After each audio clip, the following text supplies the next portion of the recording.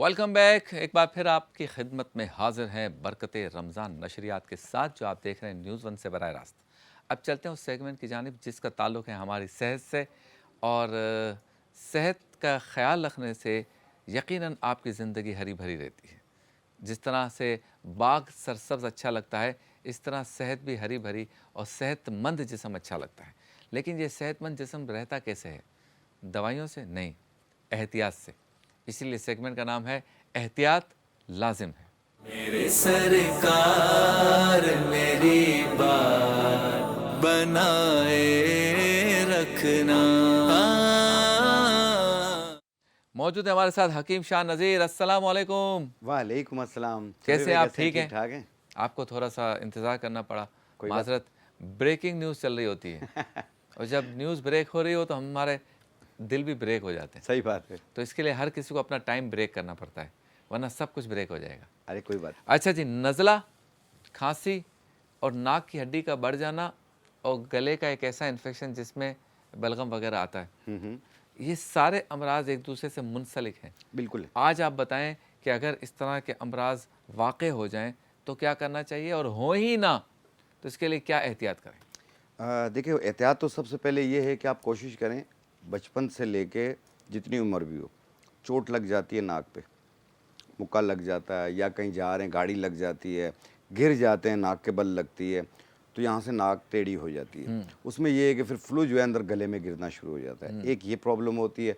एक होती है साइनसाइटिस एलर्जी, बलगम दिमाग में जमा हुआ, सारा सर पे जमा हुआ है। इससे आंखें भी भारी हो रही होती हैं और आंखें कमज़ोर हो रही होती हैं और दांत भी कमज़ोर हो रहे होते हैं। साथ में बलगम गिरता है, सुस्ती काहली होती है, गला ख़राब रहने लगता है, टॉन्सिल्स बढ़ रहे होते हैं और बाद लोग सुबह जब उठते हैं तो एकदम 20-25 छींकें एक साथ शुरू हो जाती हैं। हाँ, हाँ, और मुख्तलिफ़ किस्म की एंटी एलर्जीज़ खानी पड़ती हैं, या धूल, मिट्टी, खुशबू, बदबू, कहीं पे भी जाते हैं, कोई कारपेट हो, एकदम गला ख़राब हो जाता है, छींकें शुरू हो जाती हैं, बुखार सी कैफ़ियत हो जाती है और हो भी जाते हैं। 99-100 बुखार हो भी जाता है इसमें और बहुत बुरी हालत हो जाती है। रात को जब सोते हैं तो दम घुटता है, उठ के बैठ जाते हैं।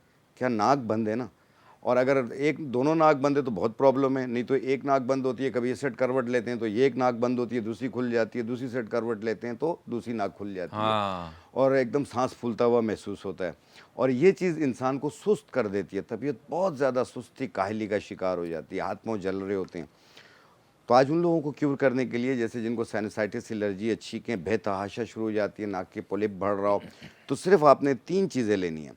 एक लेना है आपने ये बांसा के पत्ते, बरगे बांसा, इसको अड़ूसा के पत्ते भी कहते हैं। इसकी ठीक है। 1 चाय वाली चम्मच, गाउज़ुबान के पत्ते, बरगे गाउज़ुबान, ये भी 1 चाय वाली चम्मच, और ये है बनफशा के पत्ते, ये भी हमने लिया 1 चाय वाली चम्मच। सवा कप पानी में डालें और इसे उबाल लें, कहवा बन गया। 1 कप रोज़ाना रात को पिएं 1 टाइम।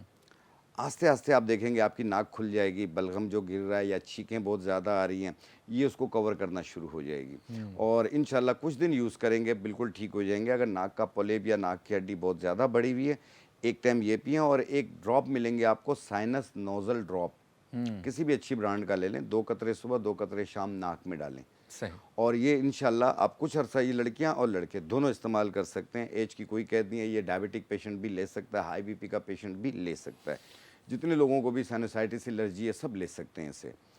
दूसरी चीज़ होती है खांसी। हाँ, बहुत बुरी हालत है, बहुत सीने पे आवाज़ आ जाती है, सीने पे बलगम जमा हुआ है, सांस फूलता है और सांस लेते हैं तो खुर खुर आवाज़ आती सुबह है, उठते वक्त भी बाद लोगों को बहुत ज़्यादा बहुत होती ज़्यादा होती है और इस कदर खांसी होती है कि यूरिन तक कंट्रोल नहीं हो पाता। ऐसा भी होता है अक्सर अच्छा। लोगों के साथ। तो जिन लोगों को भी इस मौसम में जिस तरीके से चल रहा है, गला भी ख़राब है, गले में खराश होती है और खांसी शुरू हो जाती है, बाज़ लोग वॉमिट कर लेते हैं खांस खांस के, तो खांसी को ठीक करने के लिए आपने लेना है मुलेठी। मुलेठी 1 इंच का टुकड़ा, ये मैं दिखा दूँ, इसमें आप डालेंगे 1 इंच का टुकड़ा मुलेठी का, 2 अदद मुनक्का इसमें डाल लिया और आधी चाय वाली चम्मच खाकसीर, इसे खूब कना भी कहा जाता है, वैसे नाम इसका खाकसीर है। इन 3 चीज़ों को उबाल लें, कहवा बन गया।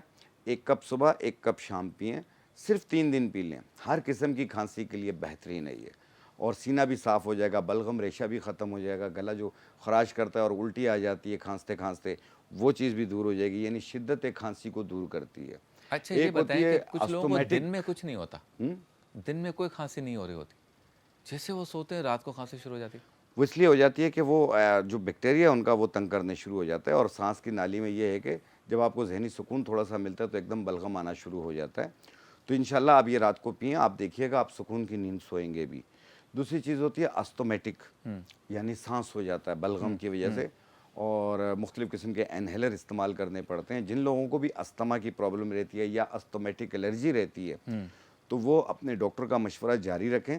और साथ में एक फूल मिलेंगे आपको गुले ज़ूफ़ा के नाम से, गुले ज़ूफ़ा, इसकी एक चाय वाली चम्मच सवा कप पानी में डालें और उबाल लें, कहवा बन गया, रात सोते वक्त रोज़ाना पिएं। वाह, आप देखिएगा ये सीज़न आपका बेहतरीन गुजर जाएगा। बहुत खूब, बहुत शुक्रिया Thank you. हकीम शाह नज़ीर, आप तशरीफ़ लाए। चलते हैं ब्रेक की तरफ और ब्रेक के बाद होती है आपसे दोबारा मुलाकात।